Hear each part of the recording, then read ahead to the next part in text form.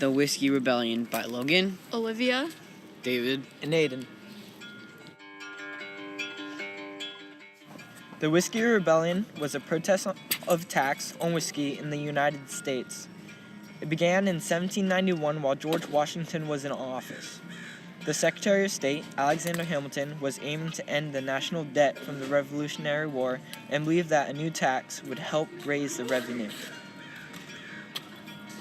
The farmers were unhappy with the new tax because they had to pay more taxes just to be able to make whiskey. The combined price of the ingredients made it very hard to sell and buy.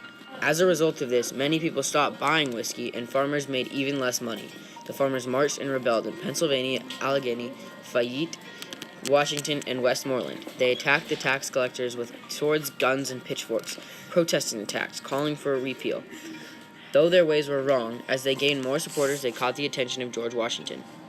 George Washington needed to negotiate a way to keep the rebels under control and keep them happy, but he also needed the tax money to help pay the debt. He sent an army of over 1,500 soldiers into the towns and commanded them to end the rebellion in a quick fight.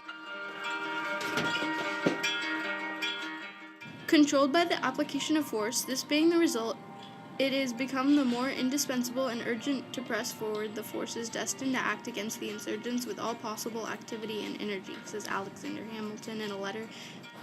By the time the troops had arrived and settled out the dispute, the rebellion had collapsed. Although Washington disliked the rebellions and their views, he stated, "The disinclination of the individual states to yield competent powers to Congress for the federal government, their unreasonable jealousy of that body and one another, and the disposition which seems to pervade each, of being all-wise and all-powerful within itself, will, if there is not a change in the system, will be our downfall as a nation." This is clear to me as the ABCs.